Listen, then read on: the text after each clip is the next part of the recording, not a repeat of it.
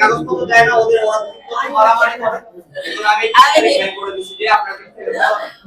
ঘরে আইসি দরজা মজা করলো না টাকা দিছি আর কামে চুরিয়ে উঠে কাজ করতেছে হ্যাঁ কিছু গন্ড সন্ড আমি কইতারি না আমি 1 ঘন্টা কারিয়ে থাকিয়া কইছি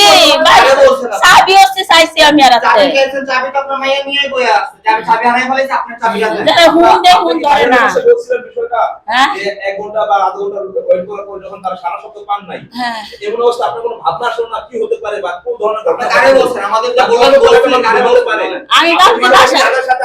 আমি ভাবছি বাসাত না বাসাত নাই ভাই তো ভাই না বাসা আমি গতকাল ওই মেয়েটার মা আসছিল গেটে মানে অনেকক্ষণ পিড়াইছে খোলে নাই না খুললে মেয়েটা মা চলে গেছে আজকে আমি 7 তলায় উঠছি উঠার পরে দেখি যে স্মেল করতেছে গন্ধ আসতেছে তো কিসের গন্ধ পরে আমি ওই দরজার একটু নাক দিয়ে শুনলাম যে বিকট গন্ধ তখন আমি বলছি যে আমার ছেলেরে তুমি 999 কল দাও তখন 999 কল দিছে পুলিশ এসে তারপরে ফায়ার ব্রিগেড আসছে তারপরে অন্যান্য সংস্থার লোক আসছে তারা সবাই মিলে আর কি দরজাটা খুলছে এপ্রিলের 1 তারিখে উঠছে তারা 1 তারিখ উঠেছিল এবং কি আপনাদেরকে যখন উঠেছে তখন কোনো কাগজপত্র দিয়েছিল কিনা না কাগজপত্র চাইতেছি ওরা বলতেছে দিতেছি আমি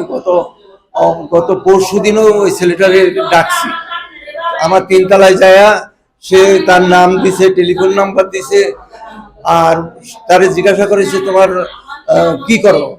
তখন সে বলছে যে আমি মুক্তিযোদ্ধা মার্কেটে আমার একটা দোকান আছে দোতলায়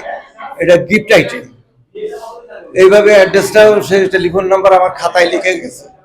কিন্তু কাগজপত্র দেয় নাই আমি তার কাছে আরো 10,500 টাকা পাইতাম সে বলছে আমি 20-22 তারিখের দিকে আপনার এই টাকাটা পরিশোধ করে আমরা চলে যাব আমি নদারণে চাকরি করি লাস্ট দেখেছিলেন কয়দিন আগে তাদের আপনি মনে করেন 3 দিন আগে ঝগড়া করে উপরে আসছিল এর পরের দিন রাত 12টার সময় বলছে কাজী হোটেল থেকে আমি খাবার নিয়ে আসি এতটুকু বেলা বের হয়েছে তারপর আর আসা নাই বাদে অনেক রাত হয়েছে তারপর তালা দিয়ে আমি গেটে দিয়ে ঘুমাই গেছি ওরা স্বামী স্ত্রী তো খোলার নাম হয়েছে মুন্না